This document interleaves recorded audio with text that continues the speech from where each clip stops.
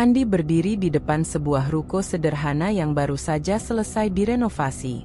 Cat dindingnya masih tampak segar, papan nama restoran terpampang jelas di atas pintu kaca, bertuliskan, "All you can eat, makan sepuasnya, bayar murah." Ada semacam getaran di dada Andi saat ia membaca tulisan itu, seperti sebuah janji yang ingin ia tepati pada dirinya sendiri. Ia menepuk-nepuk celana kerjanya, mencoba menenangkan degup jantung yang semakin kencang. Hari itu adalah hari pembukaan resmi restorannya. Meja dan kursi sudah tersusun rapi di dalam. Pendingin ruangan menyala, membuat ruangan terasa sejuk. Panci-panci besar berisi sup dan nasi sudah ditempatkan di meja saji. Aneka sayuran, lauk, serta daging mentah untuk grill ditata di wadah stainless steel, tertutup rapi dengan cling wrap. Semua terlihat siap. Namun yang membuat Andi gugup bukanlah soal persiapan, melainkan pertanyaan sederhana yang terus bergema di kepalanya. Apakah ada yang datang hari ini? Sinta, kekasihnya, berdiri di sampingnya sambil membawa bunga kecil yang dibeli dari pasar pagi tadi. "Aku bangga sama kamu, Andik," ucapnya dengan suara lembut. "Nggak semua orang berani ambil risiko sebesar ini. Ruko ini, konsep restoran ini, semuanya kerja keras kamu." Andi tersenyum tipis. Ia tahu Sinta berkata begitu untuk menenangkan hatinya. "Semoga saja nggak sia-sia, Thea. Aku nggak mau restoran ini cuma jadi dekorasi. Aku pengin orang-orang datang, makan, kenyang, dan pulang dengan senyum." Mata Sinta menatap papan nama restoran. "Konsep kamu unik. All you can eat dengan harga murah itu jarang ada di kota ini. Tapi aku tetap khawatir. Restoran besar di jalan utama sudah terkenal. Mereka punya modal kuat, makanan melimpah, dan promosi besar-besaran. Kamu yakin bisa bersaing?" Pertanyaan itu menghantam Andi seperti batu. Ia tahu Sinta benar. Kota ini penuh dengan restoran mewah yang berdiri gagah di pusat kuliner. Namun Andi tidak ingin surut hanya karena perbandingan. Ia sudah lama memendam mimpi memiliki usaha sendiri, bukan terus-menerus bekerja di bawah perintah orang lain.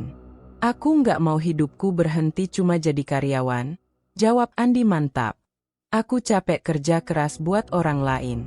Sekarang saatnya aku berjuang buat diriku sendiri. Kalau aku gagal, biarlah gagal karena usahaku sendiri. Tapi aku percaya, orang akan selalu mencari makanan enak dengan harga terjangkau. Itu kekuatanku." Sinta menghela napas, lalu tersenyum. "Baiklah, aku akan selalu dukung kamu. Tapi ingat, jangan biarkan ambisi bikin kamu buta. Aku nggak mau lihat kamu hancur." Andi meraih tangan Sinta, menggenggam erat. "Aku janji, Thea, kita akan berhasil. Restoran ini akan jadi awal segalanya." Tak lama kemudian, 2 karyawan baru yang direkrut Andi datang. Seorang pemuda bernama Raka dan seorang perempuan bernama Wulan. Mereka terlihat antusias, meski wajah mereka menyiratkan rasa gugup. "Pagi, Pak Andi," sapa Raka dengan suara agak serak. "Semoga lancar ya hari pertama." "Pagi, tenang saja, semua akan baik-baik saja," jawab Andi sambil tersenyum. Dalam hatinya, ia berharap keyakinan itu bukan sekadar kalimat kosong. Andi lalu memberi instruksi. Raka diminta menjaga area grill, sementara Wulan bertugas mengatur meja saji. Ia sendiri sibuk memastikan dapur berfungsi sempurna, dari kompor, panci sup, hingga pendingin daging. Semua berjalan lancar. Tinggal menunggu satu hal, pelanggan pertama. Jam dinding menunjukkan pukul 11 siang, waktu yang biasanya restoran mulai ramai. Namun kursi-kursi masih kosong. Andi mencoba tetap tenang, meski rasa khawatir makin menggerogoti pikirannya. Ia berdiri di balik pintu kaca, memperhatikan jalanan. Orang-orang lalu lalang, sebagian menoleh ke arah papan nama restoran, tapi tidak ada yang masuk. Sinta mendekat, menepuk bahu Andi. "Sabar, mungkin butuh waktu. Kita baru buka, Orang masih belum terbiasa. Andi mengangguk, meski hatinya tetap gelisah. Ia tahu perjalanan ini tidak akan mudah. Persaingan restoran di kota begitu ketat, dan ia hanyalah pemain baru dengan modal terbatas. Tapi di balik semua itu, ada bara kecil dalam dirinya yang terus menyala. Keinginan untuk membuktikan bahwa mimpi bisa diwujudkan dengan keberanian. Kalaupun hari ini cuma ada satu pelanggan yang masuk, aku akan tetap melayaninya dengan sebaik mungkin, ucap Andi pada dirinya sendiri. Restoran ini adalah hidupku sekarang. Aku nggak boleh mundur. Hari terus berjalan, dan meski kursi masih kosong, Andi tak membiarkan semangatnya padam. Baginya, mimpi besar memang selalu dimulai dari langkah kecil. Dan langkah pertama itu kini sedang ia jalani, di dalam sebuah ruko sederhana yang ia yakini akan mengubah seluruh jalan hidupnya. Hari pertama restoran Andi resmi beroperasi ternyata tidak seperti yang ia bayangkan. Pintu kaca dengan papan nama besar itu sudah terbuka sejak pukul 10 pagi, makanan tertata rapi di meja saji, dan 2 karyawan sibuk memastikan semua tetap hangat serta segar. Andi berdiri di dekat kasir, berusaha tersenyum setiap kali ada orang lewat di depan restoran. Namun jam demi jam berlalu, kursi-kursi tetap kosong. Menjelang siang, barulah 2 orang mahasiswa masuk. Mereka terlihat penasaran dengan konsep all you can eat murah yang ditawarkan. Andi menyambut dengan ramah, bahkan menjelaskan cara mengambil makanan sambil menawarkan minuman gratis. Mahasiswa itu makan dengan lahap, tapi hanya sebentar. Setelah selesai, salah satu dari mereka berbisik pelan, cukup keras untuk terdengar, "Murah sih, tapi lauknya sedikit. Cepat banget habis." Kalimat itu menusuk hati Andi. Ia mencoba menenangkan diri, berpikir mungkin itu hanya kesan awal. Namun rasa cemas tidak hilang. Apalagi ketika sore tiba, pelanggan berikutnya yang datang adalah sebuah keluarga kecil. Mereka sempat senang melihat harga yang terjangkau, tapi wajah-wajah itu berubah kecewa ketika melihat beberapa wadah lauk sudah kosong. "Ayah, dagingnya habis," suara anak kecil terdengar jelas. Sang ayah mencoba sabar, tapi akhirnya berkata pada Andi dengan nada datar, "Kalau konsepnya sepuasnya, seharusnya stok cukup, Mas. Kalau cepat habis begini, orang pasti malas balik lagi." Andi hanya bisa meminta maaf dan menambahkan nasi serta sup agar meja saji tidak terlihat terlalu kosong. Dalam hati ia panik. Modalnya terbatas, stok yang ia beli memang tidak banyak. Ia berpikir pelanggan akan datang bergantian, bukan sekaligus. Ternyata perhitungannya meleset. Malamnya, setelah restoran tutup, Sinta datang membawa makanan ringan untuk Andi dan karyawan. Wajah Andi tampak muram. "Hari pertama biasanya memang berat," ucap Sinta mencoba menenangkan. "Tapi kan tadi ada yang datang juga. Jangan patah semangat dulu." Andi menghela napas panjang. "Thea, aku takut orang kecewa. Lauk cepat habis, mereka jadi nggak puas. Kalau mereka cerita ke orang lain, bisa habis sebelum sempat berkembang." Kekhawatiran Andi benar-benar menjadi nyata keesokan harinya. Beberapa pelanggan baru datang, namun cerita yang sama terulang. Makanan cepat habis, meja saji tampak kosong sebelum jam makan siang berakhir. Raka dan Wulan, karyawannya, bolak-balik ke dapur dengan wajah panik, mencoba mengisi ulang panci nasi dan sup. Tapi lauk utama, ayam, daging, dan ikan, tak bisa ditambah lagi. "Pak Andi, stok di kulkas sudah habis semua," bisik Wulan dengan nada takut. Andi merasa kepalanya berdenyut. Ia tahu jika pelanggan melihat meja kosong, mereka tidak akan kembali. Dan benar saja, beberapa pelanggan langsung menunjukkan ekspresi kecewa. Ada yang hanya berbisik-bisik, ada yang terang-terangan mengeluh. Puncaknya terjadi ketika seorang pria parubaya memotret meja kosong lalu mengunggahnya ke media sosial. "Restoran baru katanya all you can eat, tapi launya cepat habis. Nggak worth it." Tulisannya singkat, namun dalam hitungan jam, postingan itu mendapat komentar dari orang-orang lain yang penasaran. Andi melihat unggahan itu lewat ponsel, dadanya terasa sesak. Ia bisa membayangkan bagaimana calon pelanggan yang tadinya ingin mencoba jadi mengurungkan niat. Dunia kuliner di kota itu memang kejam. Satu komentar negatif bisa menjadi racun yang menyebar cepat. Sinta, yang duduk di sampingnya, mencoba menenangkan. Tenang, Andik. Masih ada waktu untuk memperbaiki. Besok kamu bisa pesan stok lebih banyak. Dengan uang apa, Tea? Andi membalas lirih. Modal kita hampir habis. Kalau aku tambah stok, belum tentu ada pelanggan yang datang. Kalau tetap sedikit, pelanggan kecewa. Serba salah. Sinta terdiam, menunduk. Ia tahu Andi sudah mengerahkan semua tabungannya untuk membuka restoran ini. Tidak ada cadangan dana besar untuk mengatasi masalah awal. Malam itu, restoran kembali tutup lebih cepat. Andi duduk lama di dapur yang kini kosong, menatap wadah-wadah bekas makanan yang masih menempel aroma masakan. Raka dan Wulan pamit pulang lebih awal, wajah mereka ikut murung. Dalam hati, Andi bertanya-tanya apakah ia sudah melakukan kesalahan besar. Mimpi yang begitu ia banggakan di awal tampak goyah hanya dalam 2 hari pertama. Ia sadar, jika kondisi ini berlanjut, bukan hanya pelanggan yang hilang, tapi seluruh usahanya bisa runtuh bahkan sebelum sempat dikenal orang banyak. Ia menggenggam kepalanya, mencoba mencari solusi, tapi yang ada hanya kecemasan yang semakin menumpuk. Di luar, lampu jalan berkelip, sementara di dalam, kursi-kursi kosong seolah menjadi saksi bisu kegagalannya menarik pengunjung. Andi tahu, jalan menuju mimpi besar tidak akan mudah. Namun ia tidak menyangka kesulitan itu akan datang secepat ini. Kawasan kuliner di pusat kota selalu ramai pada akhir pekan. Lampu-lampu neon dari papan nama restoran bersinar terang, menyoroti jalanan yang dipenuhi kendaraan dan kerumunan orang. Bagi Andi, suasana itu bagai medan perang. Setiap restoran besar tampak megah, menampilkan barisan menu dengan gambar menggoda, interior mewah, serta musik lembut yang memanjakan telinga pengunjung.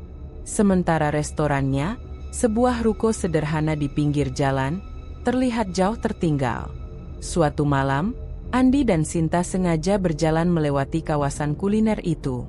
Mereka ingin mengamati pesaing secara langsung. Dari luar, Andi bisa melihat antrean panjang di salah satu restoran all you can eat ternama. Pintu kaca restoran itu berulang kali terbuka, memperlihatkan meja saji penuh dengan daging segar, seafood, serta minuman dingin yang berderet rapi. Lampu kristal di langit-langit berkilau, menambah kesan elegan. Lihat, Tea. Gumam Andi dengan nada getir. Restoran mereka selalu penuh. Padahal harga makanannya jauh lebih mahal dari kita. Sinta menatap antrean panjang itu, lalu beralih menatap Andi. Mungkin karena mereka sudah punya nama. Orang percaya kualitas mereka. Sedangkan restoran kita masih baru, Andi. Orang belum kenal. Andi terdiam, meski dalam hatinya ia tahu masalahnya lebih dari sekadar nama besar.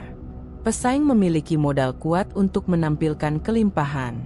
Setiap meja saji selalu penuh, seolah tidak pernah kekurangan bahan. Hal itu membuat pelanggan merasa nyaman, tidak khawatir kehabisan. Keesokan harinya, kondisi lebih menyakitkan. Beberapa pelanggan yang sempat datang ke restoran Andi kini terlihat masuk ke restoran pesaing. Ia bisa melihat wajah-wajah familiar itu saat lewat di depan rukonya. Andi hanya mampu menahan senyum getir. Pelanggan yang dulu ia sambut dengan ramah kini memilih antre di restoran besar. Di dalam restoran, kursi kembali banyak kosong. Raka dan Wulan, karyawannya, mencoba mengatur meja agar ruangan tidak terlihat terlalu lengang. Namun upaya itu sia-sia. Kesepian terasa jelas, apalagi ketika suara musik dari restoran sebelah terdengar sampai ke dalam. Masalah makin berat ketika pemasok bahan makanan mulai menagih pembayaran. Seorang pria paruh baya, pemilik toko daging langganan, datang langsung ke restoran. "Mas Andi," katanya dengan suara pelan tapi tegas. "Tagihan minggu lalu belum dibayar. Totalnya sudah hampir 10 juta. Kalau nggak segera dilunasi, saya terpaksa hentikan pengiriman. Andi menelan ludah. Ia mencoba menjelaskan bahwa kondisi restoran sedang sulit, dan ia berjanji akan melunasi dalam waktu dekat. Namun pemasok hanya menggeleng. Saya juga punya tanggungan. Kalau Mas nggak bisa bayar, saya rugi. Saya kasih waktu 3 hari, ya. Setelah pria itu pergi, Andi terduduk lesu di kursi dekat kasir. Sinta menghampiri, meletakkan tangannya di bahu Andi. "Andi, jangan dipendam sendiri. Kita cari jalan keluar sama-sama." Namun Andi hanya menggeleng. "Aku malu, baru buka sebentar, sudah punya hutang.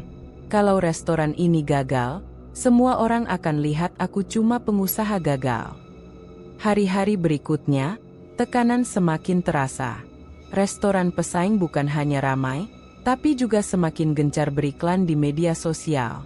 Foto-foto makanan mereka beredar dengan pencahayaan indah, disertai testimoni pelanggan yang puas. Beberapa akun influencer bahkan membuat konten khusus tentang pengalaman makan di sana. Sementara itu, restoran Andi nyaris tidak mendapat perhatian. Sinta sempat menyarankan agar mereka ikut mempromosikan restoran di media sosial. Namun Andi ragu. Promosi butuh biaya. Bayar influencer itu nggak murah. Sedangkan untuk bayar pemasok saja aku sudah kelimpungan. Malam itu, setelah restoran sepi lagi, Andi duduk sendirian di dapur. Gelas kopi di tangannya sudah dingin, namun ia tak kunjung meminumnya. Ia menatap daftar pengeluaran yang semakin panjang. Sewa ruko, gaji karyawan, tagihan pemasok, biaya listrik dan air. Pemasukan tidak mampu menutupi semuanya. Pikiran Andi semakin kacau ketika ia ingat hutang pribadi yang juga belum selesai. Ia mengambil napas panjang, mencoba menenangkan diri, tapi rasa frustrasi makin menguasai. "Kenapa harus seberat ini?"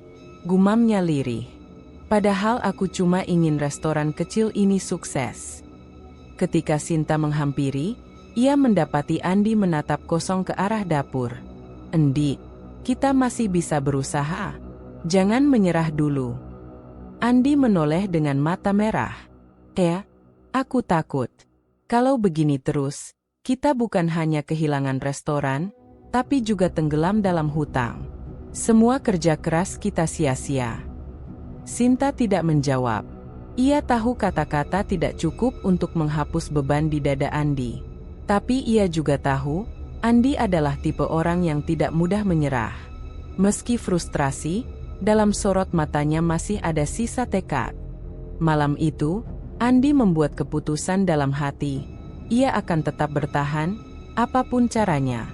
Meski restoran besar mendominasi, meski hutang menumpuk, ia tidak ingin menyerah begitu saja. Namun ia belum tahu, tekad itu kelak akan menyeretnya ke jalan yang lebih gelap dari sekadar persaingan bisnis. Hari sudah larut malam. Lampu dapur restoran masih menyala, memantulkan bayangan kusam di dinding. Andi duduk sendirian di kursi kayu, tubuhnya bersandar lemas pada meja stainless yang dingin.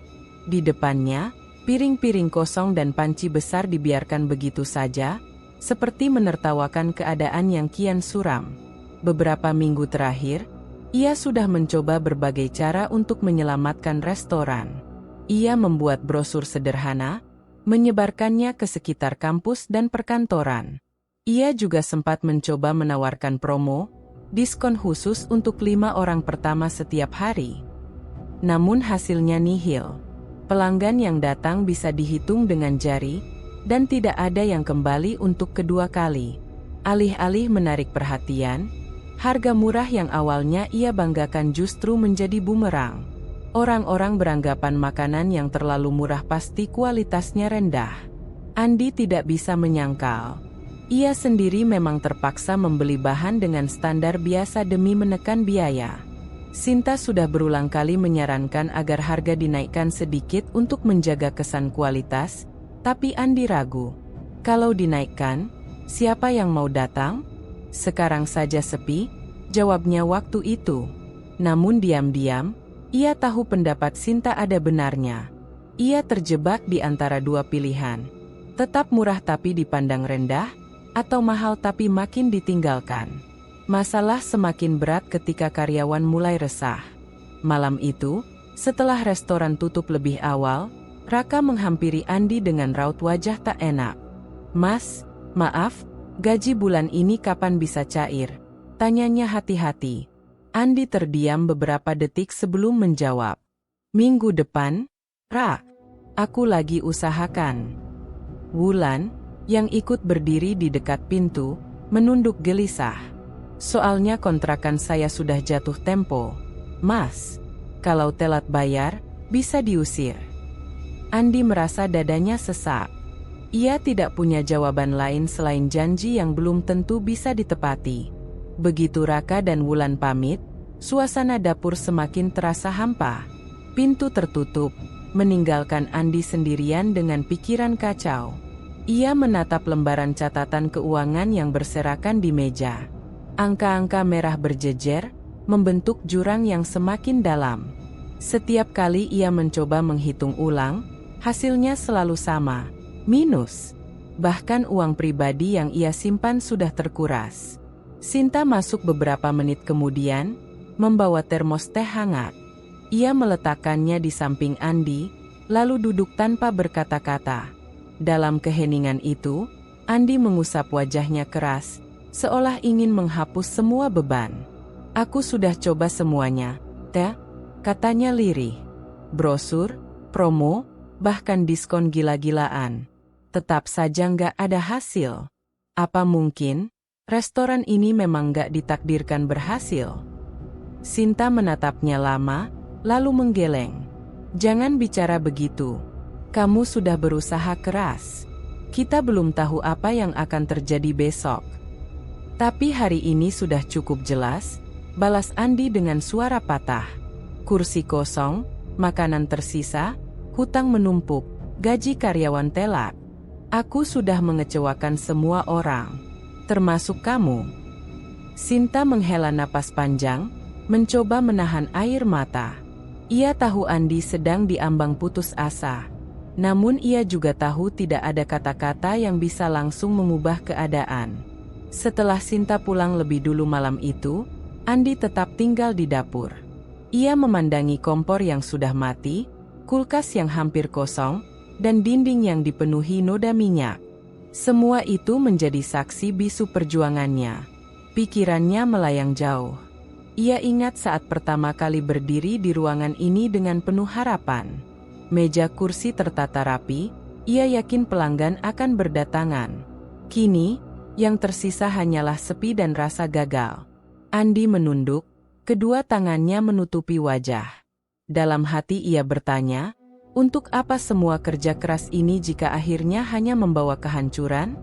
Ia ingin menyerah, tapi bayangan hutang dan nasib karyawan membuatnya tak bisa begitu saja menutup pintu. Jam terus berdetak, melewati tengah malam. Suara hujan mulai turun, menambah kesan muram. Andi masih duduk di tempat yang sama, tak bergerak. Matanya kosong, pikirannya bercampur aduk antara marah, kecewa, dan takut. Di titik itu, Andi merasakan nadir yang sesungguhnya. Semua jalan yang ia tempuh terasa buntu. Ia seperti berada di tengah lorong gelap tanpa cahaya di ujungnya. Yang tersisa hanyalah rasa putus asa yang kian menelan semangatnya. Malam itu restoran kembali sepi. Hanya ada suara sendok beradu dengan piring saat Wulan merapikan meja. Raka sedang membersihkan lantai, sementara Andi duduk di kursi dekat kasir, menatap kosong papan menu yang tergantung di dinding. Lampu neon berkelip redup, menambah kesan muram. Ketika jam menunjukkan hampir pukul 10 malam, Wulan pamit pulang lebih dulu. Tinggal Raka yang masih sibuk mengepel. Ia melirik Andi beberapa kali, seolah ingin mengatakan sesuatu tapi ragu. Setelah beberapa saat, ia memberanikan diri. "Mas Andi," ucap Raka perlahan. "Saya tahu keadaan sekarang berat. Saya juga ikut merasa nggak enak lihat Mas pusing setiap hari." Andi menoleh, mencoba tersenyum tipis. Namanya juga usaha baru, Ra. Wajar kalau banyak masalah. Raka berhenti mengepel, berdiri sambil memegang gagang pel. Wajahnya tampak serius. Saya pernah dengar, ada cara lain. Mas, mungkin agak aneh kedengarannya, tapi katanya bisa bantu usaha biar lancar. Alis Andi mengernyit. Cara lain? Maksud kamu apa? Raka menunduk sebentar sebelum berbisik. Ada seorang dukun di pinggiran kota. Banyak orang bilang dia bisa bikin usaha rame, dagangan laris. Caranya, ya, ada syaratnya, tapi katanya mujarab. Andi terdiam. Kata-kata itu terasa asing sekaligus berbahaya. Ia menatap Raka lekat-lekat, mencoba memastikan apakah yang ia dengar benar. Kamu serius ngomong begini? Raka mengangguk pelan. Saya cuma kasih tahu, Mas. Soalnya saya dengar cerita dari kenalan saya yang buka warung kecil. Katanya, setelah minta bantuan orang itu, warungnya selalu ramai. Makanan gak pernah kurang. Sampai sekarang jalan terus. Andi menelan ludah. Sebagian dirinya ingin langsung menolak. Ia orang yang percaya pada kerja keras, bukan jalan pintas. Namun di sisi lain, bayangan hutang dan kursi kosong di restorannya membuat kata-kata Raka sulit diabaikan. Rak, kamu pikir aku tipe orang yang percaya begituan? Andi berusaha menutupi keraguannya. Raka buru-buru mengangkat tangan. Maaf, Mas. Saya cuma cerita. Kalau Mas nggak percaya, anggap saja angin lalu. Tak lama kemudian, Raka pamit pulang. Tinggallah Andi sendiri. Ia duduk lama di kursi kasir, merenungi kata-kata tadi. Nama dukun itu terngiang di kepalanya. Alamat yang diberikan Raka, sebuah desa di pinggiran kota, tiba-tiba terasa dekat, seolah memanggil-manggil. Saat Andi masih tenggelam dalam pikiran, Sinta datang. Ia baru selesai dari toko sebelah dan langsung menyadari wajah Andi yang tampak murung. Kenapa, Endik? Ada masalah lagi? Tanyanya pelan. Andi ragu untuk menjawab, tapi akhirnya ia menceritakan percakapan dengan Raka. Saat mendengar kata, dukun, wajah Sinta langsung berubah. Endik, jangan bilang kamu kepikiran mau coba itu, ucapnya dengan nada tegas. Itu bukan jalan yang benar. Andi menghela napas. Aku tahu. Aku juga nggak percaya begituan. Tapi, kalau memang bisa bikin restoran ramai, apa salahnya dicoba? Mungkin ini kesempatan terakhir kita. Sinta menatap Andi dengan mata berkaca-kaca. Kesempatan apa? Kesempatan menjerumuskan diri? Kalau benar ada syarat-syarat aneh, kamu yakin bisa tanggung risikonya? Aku nggak mau kamu nyeret dirimu sendiri ke hal yang nggak masuk akal. Kata-kata itu menusuk hati Andi. Namun rasa penasaran semakin tumbuh. Ia membayangkan restoran yang penuh sesak, pelanggan antre, uang mengalir deras. Semua itu terasa mungkin jika cerita Raka benar. Ya, kata Andi dengan suara pelan. Aku cuma butuh satu peluang. Kalau jalan biasa sudah buntu, mungkin ini bisa jadi jawaban. Sinta menggeleng keras. Jawaban apa? Itu cuma jebakan. Aku nggak mau lihat kamu tergoda hal-hal seperti itu. Andi tidak membalas. Ia hanya menunduk, mengusap wajah dengan kedua tangan. Pertentangan di dalam dirinya semakin kuat. Akal sehatnya menolak, tapi godaan seperti bisikan halus yang terus memanggil. Malam semakin larut. Ketika Sinta akhirnya pamit pulang, Andi tetap duduk di dapur. Ia membuka kertas kecil yang diam-diam diberikan Raka sebelum pergi, secuil catatan berisi alamat rumah dukun itu. Tulisan tangan sederhana itu tampak biasa, tapi bagi Andi seolah menyala di tengah kegelapan. Ia menggenggam kertas itu erat-erat, lalu memasukkannya ke saku. Hatinya masih bimbang, tapi satu hal pasti, pintu menuju jalan gelap kini sudah terbuka. Tinggal menunggu waktu sebelum ia melangkah masuk. Malam itu, udara terasa berat ketika Andi melangkah keluar dari motornya. Jalan desa yang ia tempuh sunyi, Hanya suara jangkrik dan hembusan angin yang menemani. Di hadapannya berdiri sebuah rumah tua yang terpencil, dinding kayunya lapuk dimakan usia, dan atap rumbia tampak miring di salah satu sisi. Lampu minyak di beranda menyala redup, menimbulkan bayangan panjang yang menari-nari di tanah. Hati Andi berdebar kencang. Setiap langkah menuju rumah itu seperti semakin menenggelamkannya ke dalam jurang yang tak dikenal. Ia sempat menoleh ke jalan belakang, memastikan tidak ada seorang pun yang melihatnya datang. Setelah menarik napas panjang, ia mengetuk pintu pelan. Suara berderit menyambut. Dari balik pintu, tercium bau dupa yang pekat, menusuk hidung dan membuat kepalanya sedikit pusing. Pintu terbuka, menampakkan seorang lelaki tua dengan tubuh kurus, kulit keriput, dan tatapan mata yang tajam seperti menembus isi hati. "Andi," suara dukun itu serak namun jelas. "Aku sudah tahu kedatanganmu. Masuklah." Andi tercekat. Bagaimana mungkin lelaki itu tahu namanya tanpa diperkenalkan? Namun ia melangkah masuk juga, menuruti isyarat tangan sang dukun. Ruangan dalam rumah itu remang, diterangi cahaya lampu minyak dan lilin kecil yang diletakkan di sudut-sudut. Bau dupa semakin pekat, bercampur dengan aroma kemenyan yang terbakar.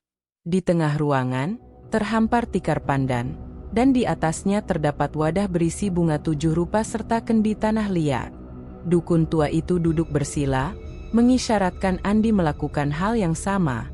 "Kamu datang dengan hati gelisah. Restoranmu sepi, hutang menumpuk, dan kamu ingin jalan keluar yang tidak dimiliki orang biasa." Andi menelan ludah, mencoba menutupi rasa takutnya. "Saya hanya ingin restoran saya bertahan. Saya sudah berusaha, tapi semua gagal." Dukun itu tersenyum tipis. Senyum yang membuat bulu kuduk Andi meremang. "Apa yang gagal bagi manusia, bisa kuubah jadi keberhasilan. Tapi ingat, semua ada harga yang harus dibayar." Andi mengangguk, meski hatinya diliputi keraguan. "Harga seperti apa?" Dukun mengambil segenggam bunga, lalu melemparkannya ke bara dupa. Asap mengepul, menari ke udara, membentuk bayangan aneh di dinding. "Aku bisa membuat makananmu tidak pernah habis. Berapapun pelanggan datang, lauk, daging, dan nasi akan selalu penuh. Orang-orang akan heran, mereka akan datang kembali, dan uang akan mengalir deras." Andi mendengarkan dengan napas tersengal. Janji itu terasa terlalu indah untuk ditolak. Namun di kepalanya, suara Sinta sempat terngiang, mengingatkannya untuk tidak terjerumus. "Apa syaratnya?" tanyanya akhirnya. Tatapan dukun semakin tajam. "Setiap malam Jumat, kau harus memberi sesajen. Kepala kambing segar, darah ayam, dan nasi tumpeng. Letakkan di dapur restoranmu sebelum tengah malam. Jika kau taat, makananmu akan abadi. Jika kau lalai," ia berhenti sejenak, bibirnya menyeringai, "restoranmu akan menjadi kuburan bagi mereka yang makan di sana." Andi merinding, tapi tetap mencoba bersikap tegar. "Kalau saya lakukan itu, tidak akan ada yang tahu, kan?" Dukun tertawa pelan, suara yang dalam dan menggetarkan ruangan. "Orang awam hanya akan melihat restoranmu ajaib. Mereka tidak tahu apa yang memberi makan mereka. Hanya kamu dan aku yang tahu." Dari lipatan kainnya, sang dukun mengeluarkan selembar kertas tua berwarna kecoklatan, penuh dengan tulisan tangan dan simbol aneh. Di bagian bawahnya terdapat ruang kosong, seolah menunggu tanda tangan. "Ini perjanjianmu," kata dukun itu. "Sekali kau tanda tangani, tak ada jalan kembali. Kau akan terikat, dan sesajen harus selalu dipenuhi." Andi menatap kertas itu dengan tangan gemetar. Hatinya berperang antara keinginan menyelamatkan restoran dan ketakutan akan konsekuensinya. Namun bayangan kursi kosong, tagihan yang menumpuk, serta wajah karyawan yang menunggu gaji membuat tekadnya mengeras. Ia mengambil pena yang diberikan dukun itu. Tangan kanannya sedikit bergetar, tapi akhirnya ia menuliskan namanya, Andi. Begitu tinta menempel di kertas, seolah ada angin dingin yang menyapu ruangan, membuat lilin bergetar dan asap dupa semakin tebal. Dukun tua itu tersenyum lebar. Mulai malam ini, restoranmu tidak akan pernah kehabisan makanan. Ingat syaratku. Jangan sampai kau melupakan satu malam pun. Andi menunduk, setengah lega, setengah takut.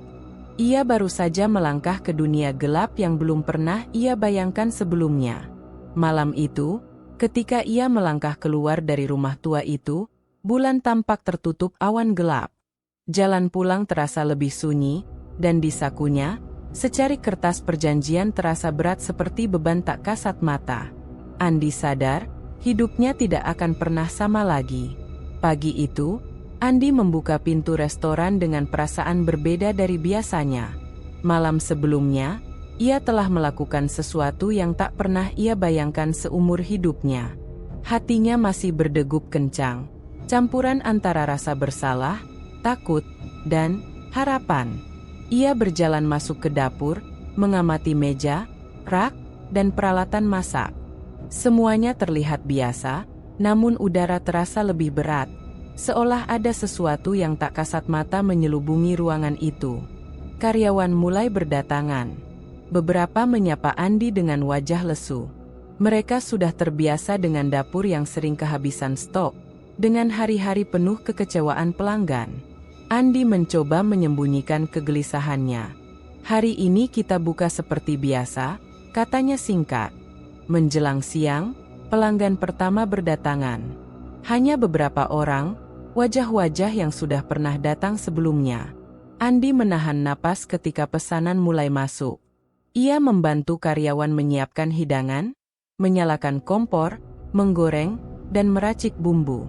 Semua berjalan normal, sampai akhirnya ia sadar sesuatu yang tidak masuk akal.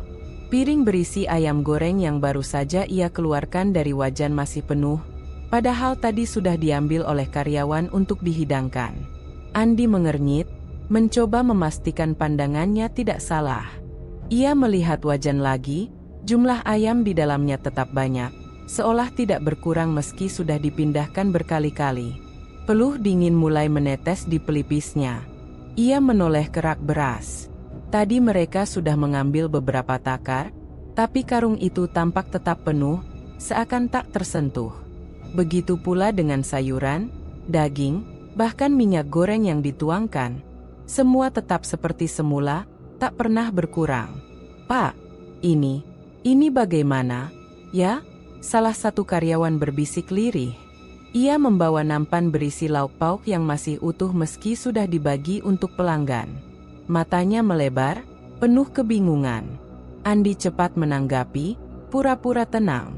"Sudah, jangan banyak tanya. Kerja saja. Pokoknya semua siap untuk pelanggan." Karyawan itu mengangguk ragu, lalu kembali bekerja tanpa berani menambah pertanyaan. Namun, tatapan penuh rasa takut tidak bisa ia sembunyikan. Siang semakin ramai. Ajaibnya, kursi yang biasanya kosong kini mulai terisi. Dari mulut ke mulut, kabar tentang makanan murah meriah di restoran Andi rupanya masih tersebar. Pelanggan datang silih berganti, memesan dalam jumlah besar. Yang mengejutkan, tidak ada satupun masakan yang habis. Nasi tetap penuh di periuk, ayam tetap menumpuk di piring, sayuran tetap segar seolah baru saja dipetik. Andi mengawasi dengan jantung berdegup kencang. Rasa takutnya perlahan berubah menjadi kelegaan. Ia tersenyum samar, menyaksikan para pelanggan menikmati hidangan dengan lahap. Tak ada yang tahu apa yang sedang terjadi di dapur. Hanya ia dan karyawannya yang melihat keanehan itu. Namun, meski senang, Andi merasakan suasana aneh di dalam restoran. Udara terasa lebih pengap, meski kipas angin berputar. Sesekali, ia merasa ada mata yang mengawasinya dari sudut dapur. Panci berkilau lebih redup dari biasanya, dan api kompor sesekali berkedip, seperti ditiup angin tak terlihat. Beberapa karyawan mulai saling berbisik di belakang. "Tadi aku sudah ambil 5 potong ayam, tapi piringnya masih utuh. Beras di karung gak berkurang sama sekali." Ini bukan hal biasa, kan? Apa Pak Andi melakukan sesuatu?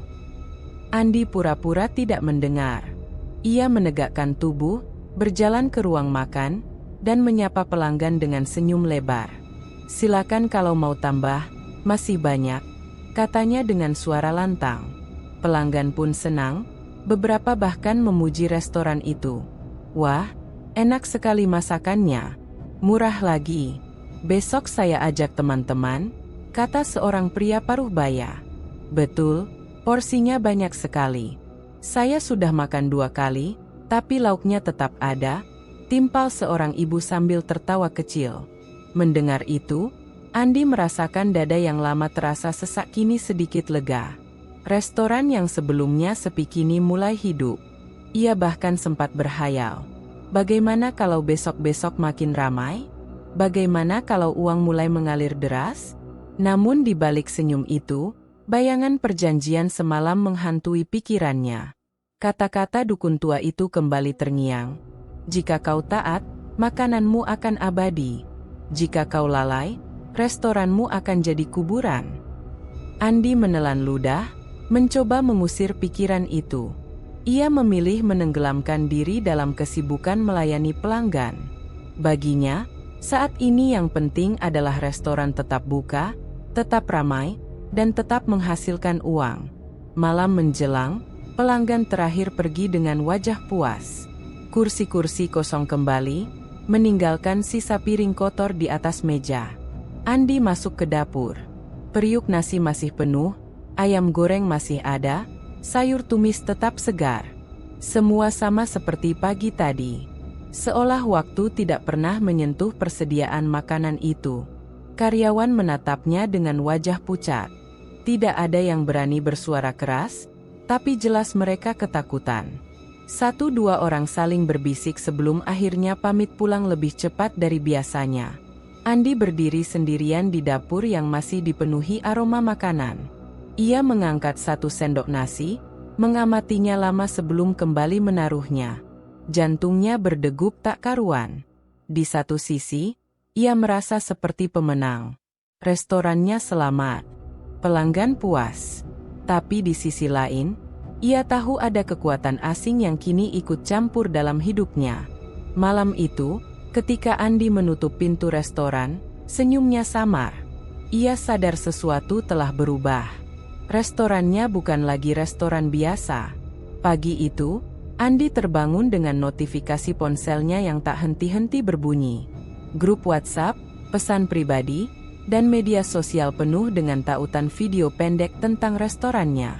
Ada yang merekam antrean panjang di depan pintu, ada pula yang menyorot meja-meja penuh hidangan dengan caption, "Restoran all you can eat termurah, makanan gak ada habisnya." Awalnya Andi terkejut, tapi semakin lama ia membaca komentar netizen, hatinya meluap dengan kebanggaan. Hampir semua orang penasaran. Banyak yang tidak percaya, tapi lebih banyak lagi yang ingin membuktikan sendiri. "Kalau begini, restoran kita akan meledak," katanya dengan suara serak menahan senyum. Siang hari, prediksinya terbukti. Bahkan sebelum pintu restoran dibuka, puluhan orang sudah berdiri di depan. Ada yang datang bersama keluarga, ada rombongan anak muda, bahkan beberapa food vlogger yang membawa kamera. Andi berdiri di balik kaca ruko, menatap antrean itu dengan dada berdegup keras. Pemandangan itu benar-benar berbeda dengan hari-hari sebelumnya yang sepi. Begitu pintu dibuka, kerumunan langsung menyerbu. Meja-meja terisi dalam hitungan menit. Kursi cadangan pun dikeluarkan. Suasana ramai, penuh suara obrolan, tawa, dan bunyi sendok garpu beradu dengan piring. Andi berkeliling, menyapa pelanggan satu persatu dengan ramah. "Wah, luar biasa. Makanannya banyak sekali. Padahal tadi saya lihat sudah diambil berkali-kali," kata seorang ibu kepada suaminya. "Pantas viral, murah banget dan gak pernah habis," tambah yang lain sambil merekam dengan ponselnya. Karyawan sibuk mengantarkan hidangan, mencuci piring, dan membersihkan meja secepat mungkin. Meski lelah, mereka tampak bersemangat, berbeda dengan hari-hari suram sebelumnya. Andi sendiri merasakan energi baru mengalir dalam tubuhnya. Semua rasa cemas yang dulu menghantuinya perlahan terbayar. Di sudut restoran, Sinta ikut memperhatikan. Wajahnya tersenyum, meski matanya menyimpan keraguan. Ia melihat pelanggan yang terus berdatangan tanpa henti, antrean yang mengular sampai ke trotoar. "Aku bangga sama kamu, Mas," katanya pelan saat Andi menghampirinya. "Tapi, aku tetap merasa ada yang aneh." Andi menepuk pundaknya, pura-pura santai. "Ini hasil kerja keras kita. Jangan terlalu dipikirkan yang lain. Lihat saja, semua orang bahagia makan di sini." Sinta mengangguk, meski hatinya belum sepenuhnya tenang. Ia tahu Andi telah melakukan sesuatu yang tidak wajar, dan kesuksesan ini datang terlalu cepat. Namun melihat senyum puas pelanggan, ia memilih menyimpannya sendiri. Hari berganti hari, kabar tentang restoran Andi semakin meluas. Beberapa media lokal menulis artikel singkat, memberi judul bombastis, "Restoran murah meriah, hidangan tak pernah habis." Vlogger kuliner mengunggah video ulasan yang ditonton ratusan ribu orang. TikTok dan Instagram penuh dengan klip pelanggan yang mencoba makan sepuasnya dan tetap menemukan makanan tersedia tanpa henti. Akibatnya, antrean makin panjang. Setiap pagi, orang-orang sudah menunggu sejak sebelum jam buka. Karyawan kewalahan, tapi Andi terus menambah shift dan membayar lembur. Untung besar mengalir deras. Hutang-hutang yang sempat menjeratnya kini bisa ia lunasi dalam waktu singkat. Bahkan ia mulai memikirkan rencana membuka cabang. Suasana restoran berubah drastis.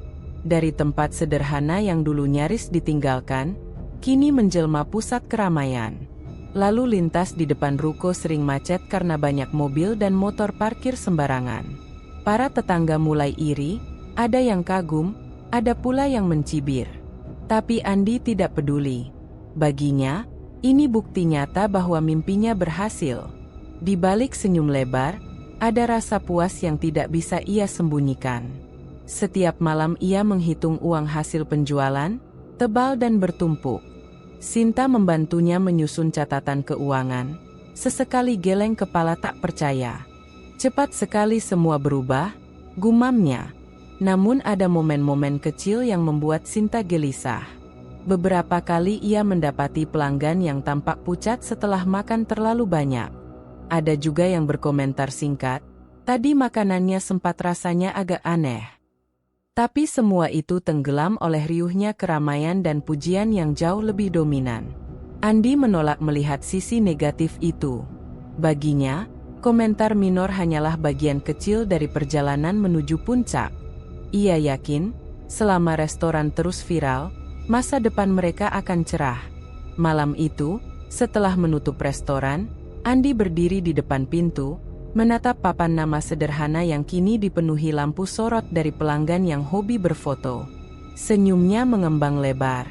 "Ini baru permulaan," katanya dalam hati. Di sampingnya, Sinta ikut berdiri, menatap antrean panjang yang masih tersisa meski restoran sudah tutup. Orang-orang bersumpah akan kembali besok lebih pagi agar tidak ketinggalan. Sinta menggenggam tangan Andi erat, antara bangga dan takut. Ia tahu kesuksesan ini bukan datang dengan cara biasa. Namun Andi tidak peduli. Baginya, restoran ini sudah jadi legenda baru di kotanya, viral, ramai, dan menghasilkan lebih banyak dari yang pernah ia impikan. Hari itu, suasana restoran kembali penuh sesak. Antrean panjang sudah terlihat sejak pagi, bahkan sebelum pintu dibuka. Andi berdiri di balik meja kasir dengan senyum penuh percaya diri. Kesuksesan yang dulu hanya mimpi kini nyata di depan mata. Namun, di balik keramaian itu, sesuatu yang tidak biasa mulai merayap perlahan. Pelanggan berjubel di setiap meja. Suara obrolan bercampur dengan denting sendok dan garpu, memenuhi udara seperti sebuah konser tak teratur. Karyawan sibuk mengantarkan makanan, mengisi piring, dan mencuci tumpukan peralatan makan yang tak pernah habis. Semua tampak normal, sampai seorang ibu paruh baya tiba-tiba menutup mulutnya dan berlari ke toilet. Bu, nggak apa-apa? Tanya salah satu karyawan yang kebetulan lewat. Tak ada jawaban. Hanya suara muntah yang terdengar dari balik pintu. Beberapa pelanggan menoleh dengan wajah heran. Setelah keluar, wajah si ibu pucat pasi. Ia hanya berkata lirih kepada suaminya, "Makanannya, ada bau darah," sebelum buru-buru meninggalkan restoran. Andi yang mendengar kabar itu mencoba menenangkan diri. "Mungkin dia sakit lambung," ujarnya pada karyawan, meski nadanya terdengar ragu. Ia tidak ingin satu kejadian kecil merusak reputasi yang sudah ia bangun. Namun kejadian serupa tidak berhenti di situ. Sore harinya, seorang remaja laki-laki tiba-tiba memuntahkan isi perutnya di lantai, membuat beberapa pelanggan lain menjerit dan menjauh. "Tadi rasanya kayak besi berkarat," keluhnya sambil memegangi perut. Ibunya panik, memanggil karyawan untuk membersihkan lantai. Andi berusaha menenangkan kerumunan dengan senyum kaku. "Maaf atas ketidaknyamanannya, mungkin kebanyakan makan. Semua makanan kami aman." Ia bahkan memberikan potongan harga agar masalah tidak semakin meluas. Meski sebagian pelanggan tidak ambil pusing, karyawan mulai berbisik di belakang dapur. "Pak, ini sudah kejadian ketiga minggu ini. Kok bisa banyak yang muntah?" kata salah seorang dengan wajah pucat. "Sudah, jangan bikin heboh. Kerja saja. Nanti kalau ada yang dengar, restoran kita bisa kena gosip buruk," jawab Andi ketus. Dalam hatinya, ia pun gelisah, tapi ia menolak menunjukkannya. Malamnya, setelah restoran tutup, Andi duduk di ruang kasir sambil memeriksa rekaman CCTV. Ia ingin memastikan tidak ada kelalaian karyawan yang membuat makanan tercemar. Namun yang ia lihat justru membuat darahnya berdesir dingin. Di layar, keramaian restoran terekam jelas. Pelanggan mondar-mandir, karyawan sibuk melayani. Tapi di sudut tertentu, bayangan hitam samar terlihat duduk di kursi kosong. Tidak ada bentuk jelas, hanya siluet gelap seperti asap pekat. Bayangan itu bergerak pelan, lalu tampak menyentuh piring seorang pelanggan. Seketika, pelanggan itu meringis dan berhenti makan. Andi membesarkan layar, matanya tak berkedip. Bayangan itu muncul di beberapa sudut lain, kadang hanya sekilas, kadang lebih lama. Yang aneh, tidak ada seorang pun di restoran yang bereaksi. Seolah hanya kamera yang bisa menangkap kehadiran makhluk itu. Tangannya gemetar. Ia memutar ulang rekaman berkali-kali, berharap itu hanya efek cahaya atau kerusakan kamera. Tapi setiap kali dilihat, bayangan itu tetap ada, bergerak di antara manusia, ikut, menikmati, makanan yang seharusnya hanya untuk pelanggan. Keesokan harinya, Andi tidak bisa menyembunyikan kegelisahannya. Karyawan yang ikut melihat rekaman sempat menjerit kecil. "Pak, itu apa? Kok bisa ada bayangan begitu? Jangan-jangan restoran ini angker?" Andi membentak, "Diam! Jangan sebar gosip. Kalau sampai pelanggan tahu, habis kita."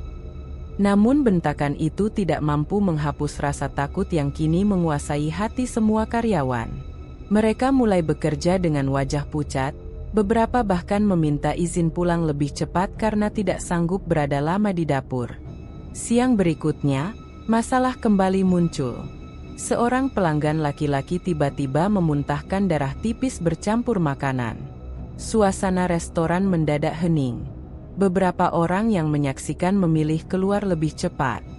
Meski Andi mencoba menutupi dengan alasan medis, ketegangan itu sudah terlanjur meninggalkan bekas di benak banyak orang. Sinta, yang diam-diam memperhatikan dari sudut ruangan, semakin resah. Ia menatap Andi dengan sorot mata penuh tanya, namun Andi hanya membalas dengan tatapan tegang tanpa kata. Hari-hari yang dulu penuh tawa kini berubah. Di balik viralnya restoran, rumor kecil mulai berhembus. Katanya ada pelanggan yang keracunan.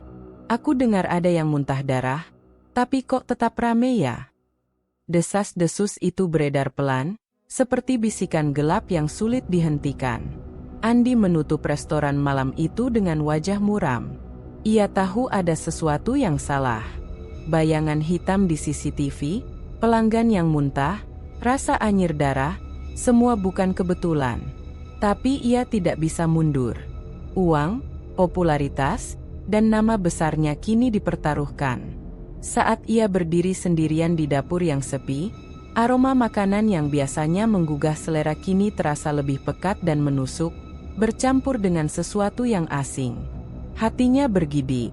Ia tahu tanda-tanda itu hanya awal dari sesuatu yang lebih besar. Malam itu, setelah pintu restoran ditutup rapat dan pelanggan terakhir meninggalkan meja, suasana dapur masih menyisakan kesibukan. Tumpukan piring kotor menunggu untuk dicuci, wajan dan panci berlapis minyak berjejer di dekat wastafel, dan aroma makanan masih melekat di udara. Namun di balik rutinitas itu, ada sesuatu yang semakin sulit diabaikan. Andi berdiri di depan rak bahan makanan. Matanya menatap karung beras yang tampak sama penuhnya sejak pertama kali dibuka. Ia lalu menoleh ke kotak ayam beku yang seolah tidak pernah berkurang, meski sepanjang hari karyawan sibuk menggoreng ratusan potong. Begitu pula dengan sayuran, bumbu, hingga botol minyak goreng. Semuanya seperti tidak tersentuh, tetap utuh meski sudah digunakan berkali-kali. Ia menghela napas panjang, lalu meraih sendok untuk mengambil segenggam beras.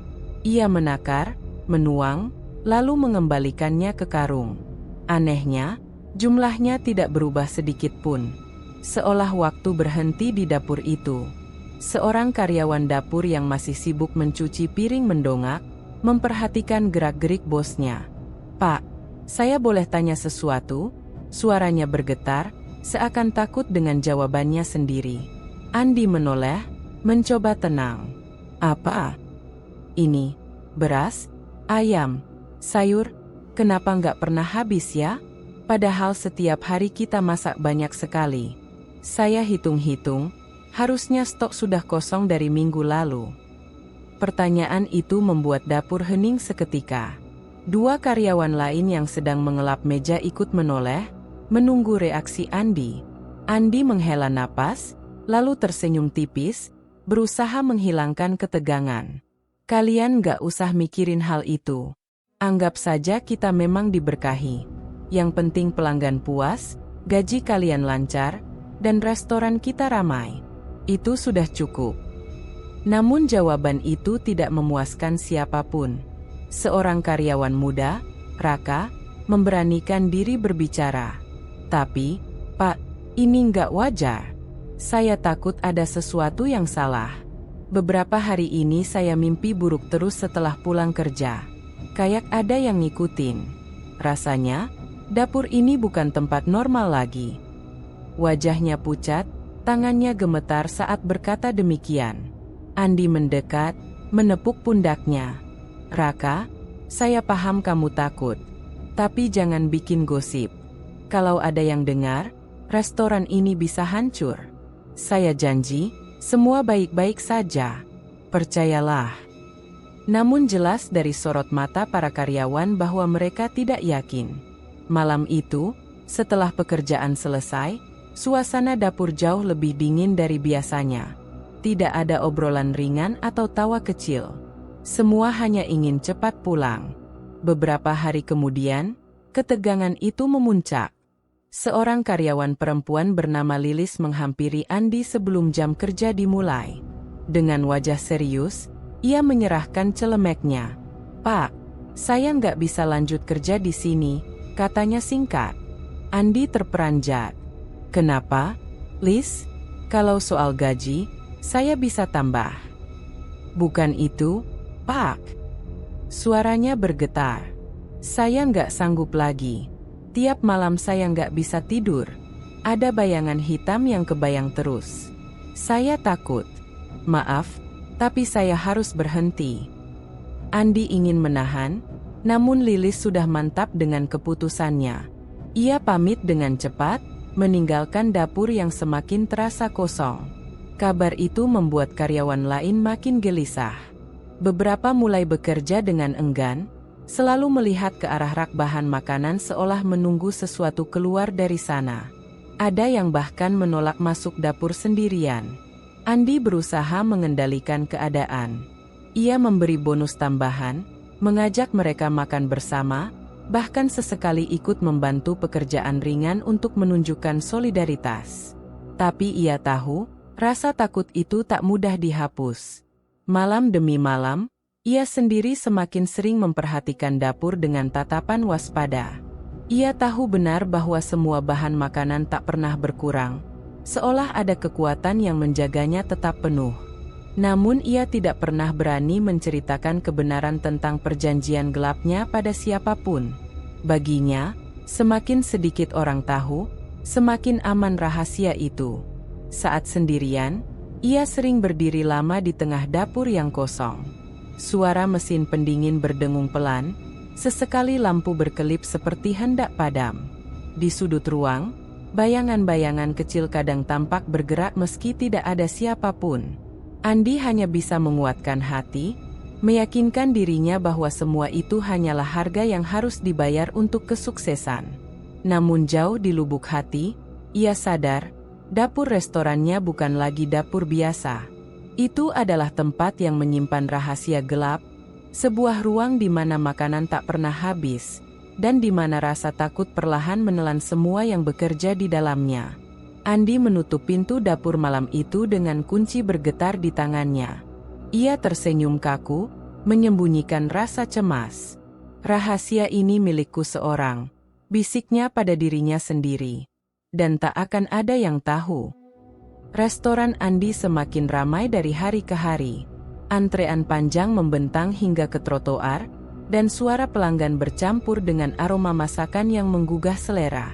Namun di balik keramaian itu, perlahan muncul sesuatu yang mengganggu, sesuatu yang tak bisa dijelaskan dengan akal sehat.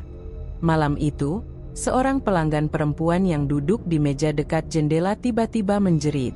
Kursinya bergeser sendiri, seolah ada tangan tak kasat mata yang menariknya ke belakang.